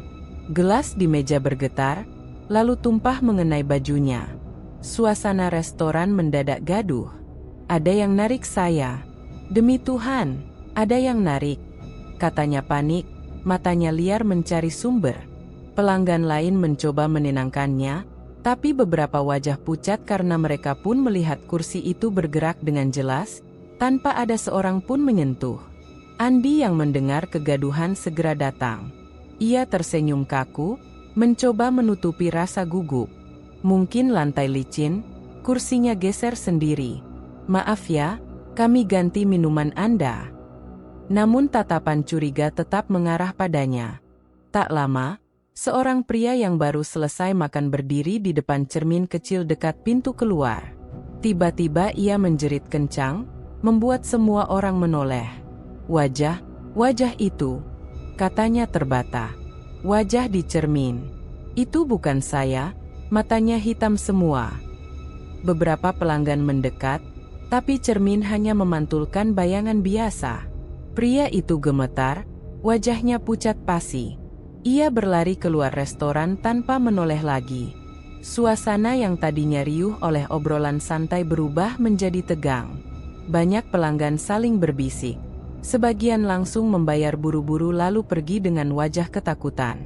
Andi mencoba menenangkan keadaan, tapi hatinya kacau. Keringat dingin mengalir di pelipisnya. Ia tahu ini bukan sekadar kebetulan. Ini adalah harga dari perjanjian yang ia buat. Malam itu, setelah restoran tutup, Andi pulang dengan kepala berat. Ia tidur larut, tapi mimpi buruk kembali menyiksanya. Ia bermimpi berdiri di tengah dapurnya sendiri. Asap dupa memenuhi ruangan, dan dari kegelapan muncul bayangan hitam dengan mata merah menyala. Sosok itu mendekat, berbisik dengan suara parau. Sesajen, jangan sampai terlewat. Jika tidak, nyawamu yang jadi gantinya. Andi terbangun dengan tubuh basah oleh keringat, napasnya terengah-engah. Ia melirik jam, tepat pukul 3 dini hari, malam Jumat. Itu adalah waktu yang selalu membawa mimpi buruk serupa. Besok malamnya, saat restoran kembali penuh, teror lain muncul. Di dapur, beberapa karyawan mendengar suara aneh. Bukan suara alat masak atau mesin pendingin, tapi suara rintihan, lirih seperti tangisan. "Pak Andi, ada yang nangis di sini," bisik salah satu karyawan dengan wajah pucat. Andi buru-buru masuk. Suara itu berhenti, seolah hanya mempermainkan mereka. Ia tersenyum paksa. "Kalian kecapean. Fokus kerja saja." Namun malam itu, setelah semua karyawan pulang, Andi sendirian di dapur. Suara tangisan itu kembali terdengar, kali ini lebih jelas, lebih dekat. Suara perempuan menangis pilu, lalu berubah menjadi tawa melengking. Andi merinding. Ia menutup telinga, tapi suara itu seakan masuk langsung ke dalam kepalanya. Ia hampir berlari keluar sebelum akhirnya memaksa dirinya tetap tenang. "Ini semua demi restoran, demi kesuksesan," katanya meyakinkan diri, meski tubuhnya gemetar. Sinta, yang memperhatikan perubahan Andi, semakin gelisah. Ia sering melihat kekasihnya duduk termenung, wajahnya pucat, mata sayu seakan kurang tidur. "Andi, aku nggak bisa pura-pura nggak lihat. Restoran ini, ada yang salah. Kamu berubah, tempat ini berubah," katanya dengan suara lirih suatu malam setelah mereka pulang bersama. Andi menoleh cepat, seakan takut rahasianya terbongkar. "Kamu salah, Sin. Restoran kita cuma lagi sibuk. Itu saja." "Bohong." Sinta menatap matanya tajam. "Aku lihat sendiri pelanggan ketakutan. Aku dengar cerita-cerita aneh dari karyawanmu. Dan kamu, tiap malam Jumat, kamu selalu mimpi buruk. Kamu berkeringat, menggigil, seolah ada sesuatu yang mengejar. Kamu pikir aku nggak sadar?"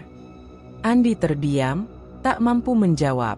Sinta menggenggam tangannya erat, namun penuh ketakutan. "Aku mohon, berhenti sebelum terlambat. Aku nggak mau lihat kamu hancur." Namun di dalam hati Andi, suara lain berbisik, suara yang jauh lebih kuat. Suara dari perjanjian gelap yang menuntutnya untuk tetap bertahan, apapun taruhannya. Malam itu, ia kembali menatap restoran dari luar, lampu neon masih menyala terang. Dari balik kaca, bayangan-bayangan hitam tampak sekilas bergerak di antara meja kosong. Ia menutup mata, berusaha menenangkan diri. Tapi ia tahu, teror itu semakin nyata. Dan rahasia yang disimpannya perlahan berubah menjadi kutukan yang tak bisa ia hentikan. Malam itu, kamar Andi terasa lebih sunyi daripada biasanya. Lampu meja menyala redup, menyisakan cahaya kekuningan yang membuat bayangan di dinding tampak bergerak. Andi duduk di tepi ranjang, wajahnya menunduk, kedua tangannya saling menggenggam seakan berusaha menahan kegelisahan yang tak tertahankan. Di luar, suara kendaraan masih sesekali terdengar, tapi bagi Andi, dunia seakan menyempit hanya pada dirinya dan beban berat yang menghimpit hati. Ia menutup mata, mencoba menenangkan diri, namun yang muncul justru wajah-wajah para pelanggan yang ketakutan. Jeritan, tangisan, dan bisikan-bisikan aneh dari dapur seolah kembali terngiang di kepalanya. "Andi," suara lembut Sinta memecah keheningan. Ia duduk di sisi ranjang, menatap Andi dengan penuh kekhawatiran. "Kamu kenapa? Semakin hari kamu makin pucat. Aku tahu ada sesuatu yang kamu sembunyikan dariku." Andi tidak langsung menjawab. Ia menarik napas panjang, lalu menghembuskannya berat. "Sin, aku merasa bersalah." Sinta menatapnya lekat. "Bersalah soal apa?" Andi mengangkat wajahnya. Matanya sayu, lingkar hitam menghiasi kelopak matanya akibat malam-malam tanpa tidur. "Restoran kita, semua kesuksesan itu, bukan karena kerja keras semata. Ada sesuatu yang kotor di baliknya." Sinta terdiam, jantungnya berdebar kencang. Ia sudah lama curiga, tapi mendengar pengakuan Andi membuat tubuhnya kaku. "Kotor? Maksud kamu apa?" Andi menunduk lagi, suaranya bergetar. "Aku sudah membuat kesalahan besar. Semua makanan yang gak habis-habis itu, bukan keajaiban. Itu kutukan. Itu hasil perjanjian dengan sesuatu yang seharusnya nggak pernah aku dekati. Sinta terbelalak. Perjanjian? Dengan siapa? Andi menelan ludah. Kata-kata terasa berat keluar dari mulutnya. Dengan seorang dukun. Dia menawarkan jalan gelap. Syaratnya aku harus memberi sesajen tiap malam Jumat. Kepala kambing, darah ayam, nasi tumpeng. Itu harga yang harus dibayar supaya makanan di restoran nggak pernah habis. Ruangan terasa semakin dingin. Sinta menutup mulutnya dengan tangan, matanya berair. Andi, kenapa kamu lakukan itu? Andi terisak, air mata akhirnya jatuh. Aku terpojok, Sing. Restoran sepi, hutang menumpuk, karyawan mulai pergi. Aku takut kehilangan segalanya, takut gagal, takut dilihat orang sebagai pecundang. Lalu datang tawaran itu, dan aku terlalu lemah untuk menolak. Sinta menggenggam tangannya erat. Andi, kamu harus berhenti. Aku nggak peduli restoran itu tutup. Aku nggak peduli kalau kita kembali ke titik nol. Yang penting kamu selamat. Jangan terus-terusan terikat sama hal begitu. Andi menggeleng pelan, wajahnya penuh dilema. Kalau aku berhenti, aku bisa kehilangan segalanya. Restoran akan hancur, semua orang tahu rahasia ini, mungkin aku bahkan bisa dimakan balik sama kutukan itu. Aku nggak sanggup membayangkannya. Sing. Sinta menatapnya tajam, air mata mengalir di pipinya. Jadi kamu lebih memilih uang dan restoran itu daripada keselamatanmu? Daripada hidup kita bersama? Pertanyaan itu menampar batin Andi. Ia menunduk, bibirnya bergetar, tapi tak ada jawaban yang bisa ia berikan. Ia tahu Sinta benar. Namun bayangan restoran, antrean panjang pelanggan, uang yang masuk deras setiap hari, seakan mengikatnya dengan rantai tak kasat mata. Di dalam hatinya, rasa bersalah semakin menumpuk. Setiap kali melihat tumpukan piring yang penuh makanan, ia merasa seperti sedang memberi makan sesuatu yang tak pernah kenyang. Setiap kali mendengar tawa pelanggan, ia teringat bahwa di balik itu ada bisikan gelap yang menuntut bayaran. Andi, suara Sinta lirih, nyaris patah. Aku takut. Aku takut suatu hari aku kehilangan kamu, bukan karena restoran bangkrut, tapi karena sesuatu yang jauh lebih mengerikan. Tolong, dengar aku kali ini. Hentikan sebelum semuanya terlambat. Andi menutup wajah dengan kedua tangannya. Air matanya jatuh deras. Hatinya terombang-ambing di antara rasa bersalah dan rasa takut. Ia ingin berhenti, tapi ada suara lain yang berbisik di kepalanya, suara yang dingin dan mengancam. Kalau kau berhenti, semuanya akan hancur. Kau akan kehilangan lebih dari sekadar restoran. Kau akan kehilangan nyawa. Andi menggigil. Ia tidak tahu lagi mana yang harus ia dengarkan, kata-kata penuh cinta dari Sinta, atau ancaman gaib yang terus menghantui. Malam itu, ia terbaring di ranjang tanpa bisa memejamkan mata. Sinta memeluknya erat, berusaha memberi kekuatan, tapi Andi tetap diliputi rasa bersalah yang makin dalam. Di sudut kamar, bayangan samar tampak bergerak. Andi melihatnya sekilas. Sosok gelap berdiri diam, seakan sedang menertawakan penderitaannya. Andi menutup mata rapat-rapat. Dalam hati ia berdoa, tapi doa itu tercekat oleh rasa takut yang lebih kuat daripada imannya. Ia tahu, jalan yang ia pilih sudah terlalu jauh. Dan kini, rasa bersalah itu menjadi beban yang perlahan menghancurkan dirinya dari dalam. Malam Jumat itu, restoran Andi tetap ramai seperti biasa. Antrean panjang di depan pintu tak berkurang, bahkan hingga larut malam. Para karyawan sibuk melayani pelanggan, bolak-balik dari dapur ke ruang makan tanpa henti. Namun di balik riuhnya suasana, ada satu hal penting yang terlewat. Andi, yang biasanya diam-diam melaksanakan ritual di dapur menjelang tengah malam, kali ini terlalu sibuk mengurus urusan pribadi. Ia habis bertengkar dengan Sinta soal masa depan restoran dan hubungannya. Pikiran Andi kacau, Dan untuk pertama kalinya sejak perjanjian itu dibuat, ia tidak mempersiapkan sesajen. Waktu terus berjalan. Jam dinding di dapur berdentang pelan, menunjukkan pukul 11 malam. Biasanya, pada jam segitu aroma dupa sudah memenuhi ruangan, dan meja sudut dapur tertata dengan kepala kambing, darah ayam, dan nasi tumpeng. Tapi malam ini, meja itu kosong. Salah seorang karyawan yang sedang membersihkan panci merasakan sesuatu aneh. Udara di dapur tiba-tiba menjadi dingin menusuk tulang. Seolah AC menyala terlalu dingin meski sebenarnya mesin pendingin sudah dimatikan.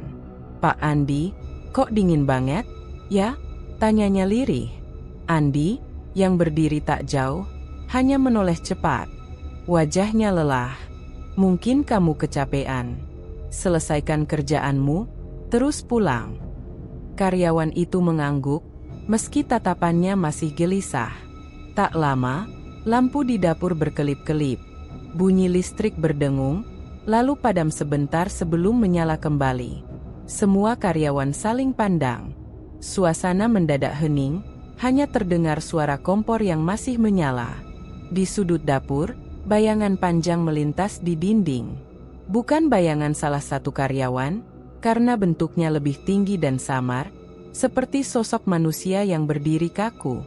"Astaga, kalian lihat nggak barusan?" bisik seorang karyawan lain, tubuhnya merinding. "Andi, itu apa tadi?" Andi mencoba mengabaikannya, meski jantungnya berdetak keras. Ia tahu betul apa yang sedang terjadi. Malam ini ia lupa menaruh sesajen. "Sudah, jangan aneh-aneh. Fokus saja kerja," jawabnya cepat, berusaha menutupi ketakutannya.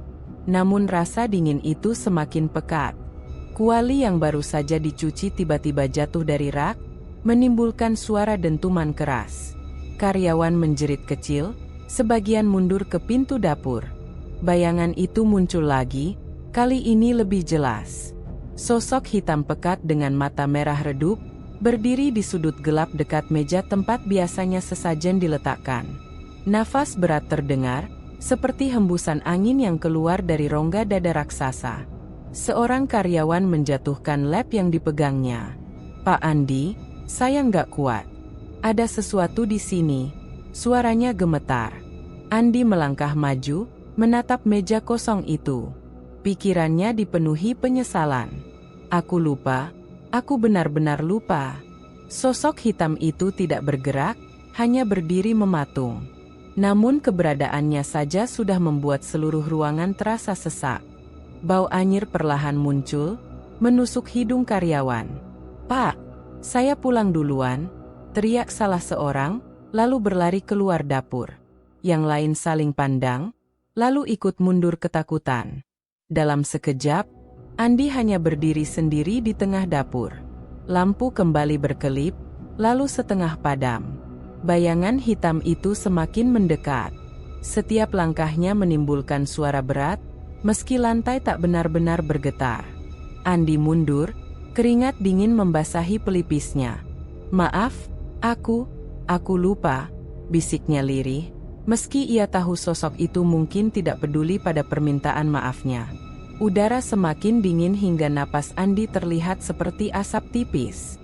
Tangan-tangan samar mulai muncul dari kegelapan, merayap di sepanjang dinding dapur. Andi ingin berlari, tapi kakinya kaku. Seolah sesuatu menahan, membuatnya berdiri terpaku di tempat. Suara tawa lirih terdengar, bergema dari berbagai arah, meski mulut sosok hitam itu tidak bergerak. Ketika lampu kembali menyala terang, sosok itu menghilang. Hanya meja kosong dan peralatan dapur yang tersisa. Namun suasana tetap terasa mencekam, seolah kehadirannya masih mengawasi. Andi akhirnya jatuh terduduk, wajahnya pucat. Ia sadar, ini bukan sekadar peringatan kecil. Kelalaiannya malam ini akan membawa konsekuensi yang jauh lebih besar. Di luar dapur, beberapa karyawan masih berbisik dengan wajah ketakutan. Mereka tidak tahu pasti apa yang terjadi, tapi mereka merasakan bahwa ada sesuatu yang tidak beres. Sementara itu, Andi duduk termenung di lantai dingin. Hatinya berdegup kencang, bercampur rasa takut dan sesal. Ia menatap meja kosong itu sekali lagi, lalu menutup wajah dengan kedua tangannya. Malam ini aku lupa, dan mereka tidak akan memaafkan. Siang itu, restoran Andi yang biasanya penuh dengan tawa dan suara riuh pelanggan berubah menjadi tempat kepanikan. Kursi-kursi bergeser, piring-piring jatuh berantakan, dan lantai yang biasanya hanya ternoda sisa makanan kini dipenuhi muntahan serta noda merah yang menyeramkan. Puluhan pelanggan berteriak kesakitan. Sebagian memegangi perut mereka, tubuh menggeliat di lantai. Beberapa bahkan muntah darah, bercak merah gelap menodai meja dan lantai. Aroma amis bercampur dengan bau makanan yang masih mengepul, membuat suasana semakin mencekam. "Andi, tolong, ada yang keracunan," teriak salah seorang karyawan dengan wajah panik. Andi berlari dari dapur ke ruang makan. Matanya membelalak melihat pemandangan yang tak pernah ia bayangkan. Puluhan orang berjatuhan, beberapa sudah tak sadarkan diri. Jeritan anak-anak terdengar di sudut ruangan. Para orang tua mencoba menyeret mereka keluar sambil menangis. Seorang pria paruh baya terjatuh tepat di depan kaki Andi. Mulutnya berbuih bercampur darah. Mata pria itu terbuka lebar, menatap kosong ke arah langit-langit. Andi terhuyung mundur. "Tidak, ini tidak mungkin," bisiknya. Namun kenyataan di hadapannya tak bisa disangkal. Para pelanggan satu persatu tumbang. Beberapa masih sadar, merintih dengan wajah pucat pasi, sementara yang lain sudah diam tak bergerak. Di luar, kerumunan warga mulai berdatangan setelah mendengar teriakan dari dalam restoran. Suara gaduh semakin membesar. Orang-orang berdesakan di pintu, ingin tahu apa yang terjadi. Tak lama kemudian, suara sirene mobil polisi dan ambulans terdengar mendekat. 2 mobil patroli berhenti di depan restoran, disusul oleh para medis yang bergegas masuk dengan tandu. "Semua minggir. Kasih jalan," teriak seorang polisi sambil meredam kerumunan warga yang panik. Beberapa para medis segera mengevakuasi korban yang masih hidup. Mereka bekerja cepat, memeriksa nadi, memberi oksigen, dan mengangkat tubuh-tubuh yang sudah tak bernyawa. Andi hanya berdiri terpaku di tengah kekacauan itu. Pikirannya kosong. Semua ini, karena tadi malam ia lupa. Ia tahu betul.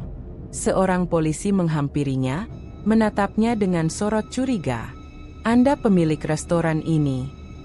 Andi menelan ludah, suaranya serak. "Iya, saya yang punya." "Semua pelanggan keracunan massal di tempat Anda. Beberapa bahkan meninggal di lokasi." Polisi itu berbicara tegas. "Kami akan menutup restoran ini untuk penyelidikan." Andi tak sanggup menjawab. Kata-kata itu menamparnya keras, membuat tubuhnya lemas. Ia hampir jatuh jika tidak berpegangan pada meja di sampingnya. Sinta yang datang beberapa menit kemudian berlari menghampiri. Wajahnya penuh air mata, ia memeluk Andi dengan tubuh bergetar. Aku sudah bilang kita harus berhenti." Andi hanya bisa terdiam. Mulutnya terbuka, tapi tak ada kata yang keluar. Di sekitar mereka, suasana semakin kacau. Warga berteriak, sebagian memaki, sebagian lainnya menangis karena kehilangan orang terdekat. Kamera ponsel diarahkan ke dalam restoran, merekam setiap detik tragedi itu. Nama restoran Andi yang sebelumnya dielu-elukan, kini dipenuhi stigma mematikan. Beberapa karyawan berdiri di sudut ruangan, wajah mereka pucat dan penuh ketakutan. Mereka saling berbisik. Ada yang menyalahkan makanan basi, ada yang berani berkata lirih bahwa ini kutukan. Polisi menempel garis kuning di depan pintu, mencegah siapapun masuk selain petugas. Restoran ini resmi ditutup sampai ada hasil penyelidikan lebih lanjut, kata seorang polisi lantang. Andi merasa dunia runtuh di hadapannya. Suara sirene, tangisan, dan teriakan bercampur menjadi satu. Semua pencapaian, kerja keras, bahkan perjanjian yang ia buat, kini tidak ada artinya. Yang tersisa hanya kehancuran. Di dalam kepalanya, bayangan hitam yang semalam muncul kembali melintas. Seakan mengejek, seakan berkata bahwa inilah harga dari kelalaiannya. Andi menutup wajah dengan kedua tangan, tubuhnya terguncang hebat. Sinta memeluknya semakin erat, tapi pelukan itu tak cukup untuk menahan gelombang penyesalan yang membanjiri dirinya. Hari itu, restoran yang pernah menjadi mimpi besarnya berubah menjadi tempat kematian. Dari luar, papan nama restoran masih berdiri, terang oleh sinar matahari siang.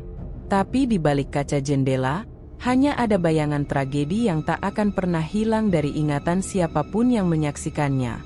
Dan bagi Andi, itu adalah titik di mana mimpi besarnya resmi berubah menjadi mimpi buruk yang tak ada akhirnya. Restoran itu kini tinggal bangunan kosong dengan garis polisi yang menghalangi pintu masuk. Dulu, tempat ini selalu dipenuhi aroma makanan hangat dan suara riuh pelanggan, tetapi sekarang yang tersisa hanyalah sunyi, berbau busuk, dan menakutkan. Polisi bersama beberapa petugas forensik kembali mendatangi restoran itu siang hari. Mereka mendapat laporan dari warga sekitar tentang bau menyengat yang semakin kuat, menusuk hingga ke jalan raya. Warga sudah resah, bahkan ada yang muntah hanya lewat di depan bangunan itu. Saat pintu utama dibuka, gelombang bau busuk langsung menyeruak. Para petugas menutup hidung dengan masker, sebagian terpaksa menahan muntah. Mereka berjalan pelan menuju dapur, sumber bau paling pekat. Begitu pintu dapur didorong, pemandangan mengerikan terbentang. Lantai dipenuhi belatung yang menggeliat, merayap di atas daging busuk yang berserakan. Ada potongan besar daging mentah yang menghitam, menumpuk di pojok ruangan, penuh lalat. Anehnya, meski sudah dibuang ke tempat sampah beberapa hari sebelumnya, daging itu selalu muncul kembali di dapur. Seorang polisi bergidik. Bagaimana mungkin? Ini sudah dibersihkan kemarin. Petugas lain mencoba mengangkat ember berisi sisa daging, tapi isi ember seakan bertambah banyak setiap kali tangan meraih. Daging itu tak pernah habis, malah semakin menumpuk seolah melawan logika. Belatung menggeliat keluar, jatuh ke lantai, membuat suara berdecit menjijikkan. Ini bukan sekadar kasus keracunan, bisik salah seorang petugas dengan wajah pucat. Warga desa yang menonton dari luar hanya bisa saling berbisik. Mereka tak berani mendekat, tapi kabar tentang dapur terkutuk itu sudah menyebar kemana-mana. Nama Andi kini menjadi bahan ejekan sekaligus kutukan di desa.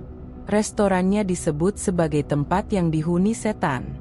Di sisi lain, Andi sendiri duduk di kursi tua di dalam rumahnya, hanya beberapa ratus meter dari restoran. Wajahnya tirus, matanya sayu, rambutnya kusut tak terurus. Sejak kejadian keracunan massal itu, ia ditinggalkan semua orang. Pelanggan tak ada lagi, karyawan mengundurkan diri, dan Sinta pun pergi, tak sanggup melihat dirinya terus dihantui kegilaan. Setiap malam, Andi mendengar suara-suara dari arah restoran. Ketukan panci, suara sendok jatuh, bahkan bisikan samar yang memanggil namanya. Kadang ia melihat bayangan hitam melintas di jendela rumahnya, menatap lurus ke arahnya. Ia mencoba menutup telinga, menutup mata, tapi suara itu terus ada. Dalam mimpinya, ia melihat puluhan pelanggan yang meninggal datang kembali dengan wajah penuh darah, memandangnya dengan tatapan benci. Andi memegangi kepalanya. "Kenapa aku melakukan ini? Kenapa aku bodoh sekali?" gumamnya berulang-ulang. Ia ingat jelas titik awal semua ini, perjanjian gelap yang memberinya kejayaan. Saat itu ia hanya memikirkan kesuksesan, tanpa peduli akibatnya. Ia menikmati restoran penuh pengunjung, menikmati uang yang mengalir deras. Namun kini, yang tersisa hanyalah kehancuran. Ketika polisi membawa keluar beberapa ember berisi daging busuk dari dapur restorannya, Andi melihat dari jauh. Pandangannya kosong, air mata mengalir tanpa bisa ditahan. Ia tahu, itu semua adalah simbol dari perjanjian yang tak bisa ia hindari. Daging yang tak pernah habis itu adalah pengingat abadi bahwa dirinya sudah terikat, dan tak ada jalan keluar. Beberapa warga menunjuk ke arahnya, berbisik-bisik. Ada yang menggelengkan kepala, ada yang memaki. Itu orang biang keroknya, kata seorang bapak tua. Kalau saja dia tidak serakah. Andi menunduk, tak berani menatap balik. Hatinya terasa hampa. Ia ingin menjerit, ingin meminta maaf, tapi siapa yang mau mendengarkan? Semua sudah terlambat. Malam harinya, ia memberanikan diri masuk ke restoran sekali lagi. Garis polisi masih tergantung, tapi ia nekat melangkah. Bau busuk langsung menusuk hidung, namun ia tak peduli. Ia menuju dapur, tempat segalanya berawal dan berakhir. Di sana, ia melihat daging busuk masih menumpuk.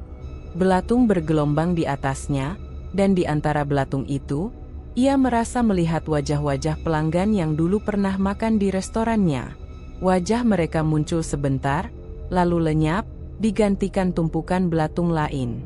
Andi jatuh berlutut, menangis histeris. "Hentikan! Tolong hentikan!" Tapi tak ada yang menghentikan. Bau busuk semakin menusuk, belatung semakin banyak, dan suara bisikan kembali terdengar di telinganya. "Kau lupa, kau yang memilih jalan ini." Andi menjerit, tangisnya bergema di dapur kosong yang penuh kengerian. Dan di sanalah akhir hidupnya dimulai. Bukan mati secara jasad, melainkan hancur sebagai manusia. Ia kehilangan segalanya, restoran, keluarga, cinta, bahkan dirinya sendiri. Yang tersisa hanyalah penyesalan tak berujung, terperangkap dalam kutukan yang ia buat sendiri. Restoran itu akhirnya ditinggalkan, tak ada yang berani membuka kembali. Warga hanya menyebutnya sebagai tempat terlarang, dapur kutukan, dan nama Andi perlahan menjadi legenda kelam yang diceritakan dari mulut ke mulut. Namun bagi Andi, legenda itu bukan sekadar cerita. Itu adalah neraka yang ia jalani setiap hari, hingga akhir hayatnya. Kalau kamu suka cerita seperti ini, jangan lupa like kalau kamu menikmati ceritanya. Subscribe supaya gak ketinggalan cerita horor lokal berikutnya. Dan share ke temanmu yang suka kisah mistis, tapi juga penuh makna dan pelajaran hidup. Cerita seperti ini bakal terus hadir, bukan cuma buat menakut-nakuti, tapi juga buat mengingatkan bahwa di balik setiap keinginan, ada harga yang harus dibayar. Sampai jumpa di kisah selanjutnya.